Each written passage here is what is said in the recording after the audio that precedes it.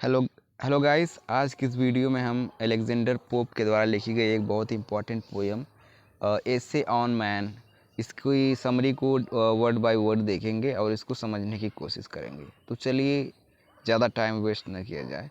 The poem deals with man's relation to himself. ये जो poem है वो इंसान के संबंधों के बारे में बताती है। He wishes to depict that there is nothing wrong with the scheme of the universe. He wishes to depict यानी वह इच्छा जाहिर करता है कि there is nothing wrong, यहाँ पर जो भी कुछ है वो कोई भी चीज़ गलत नहीं है with the scheme of the universe। जो इस यूनिवर्स है या जो नेचर है, वो जो उसने स्कीम बनाई है या जो कुछ भी इंसान किया है, जानवर किया है, जो बातें हैं जो यूनिवर्स के द्वारा डिसाइड की गई है, वह एक इंसान इच्छा करता है या वो इच्छा जाहिर करता है कि ये सभी चीज़ें गलत नहीं है। This scheme is perfect and this is not the business of man. ये जो स्कीम है या जो भगवान के दिमाग की उपज है, यह बहुत ही सटीक है, परफेक्ट है। यह जो काम है कि क्या गलत है क्या सही है, इंसान क्या है जानवर क्या है, ये सब जो है डिसीजन भगवान का है। यह जो काम है ये सब जानने का या भगवान के बारे में उंगली उठाने के लिए कि क्या सही है क्या गलत है, ये इंसान का बिजनेस नहीं होता है।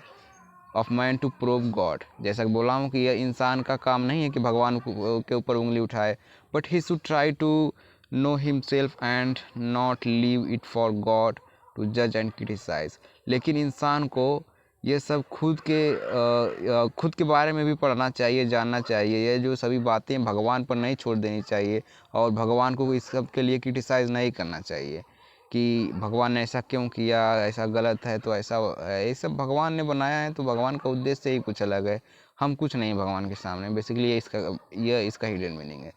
The thinkers and the scientists of those days must follow it in their life. उन दिनों के जो थिंकर्स थे या विचारक थे और जो साइंटिस्ट थे, उन लोगों ने ज़रूरी ही हुआ होगा कि उन लोगों ने ये सब जो बातें इसको फॉलो किया होगा, ये सब बातों को उन्होंने अडॉप्ट किया होगा। ये सब उन लोगों ने भगवान पर उंगली नहीं उठाया होगा कि भगवान ने ऐसा क्यों ही किया। सब लोगों ने भगवान के जो उपज है, भगवान की जो रचना है, उसको खुशी के साथ ग्रहण किया है और मंजूर किया है। Man must try to study himself and should not presume that they can study God and nature.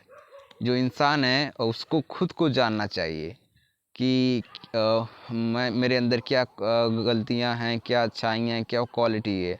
उस इंसान को भगवान पर उंगली नहीं उठाना चाहिए, उस भगवान के बारे में नहीं सोचना चाहिए कि भगवान ने ऐसा क्यों बनाया। और उन सबको ये नहीं सोचना चाहिए कि वो भगवान और नेचर के बारे में सब कुछ जान ही लेंगे, क्योंकि हम लोग जो हैं वो कुछ नहीं, भगवान के सामने एक छोटा सा कीड़े के समान तुच्छ मानव है। और भगवान ने हमारी रचना की है।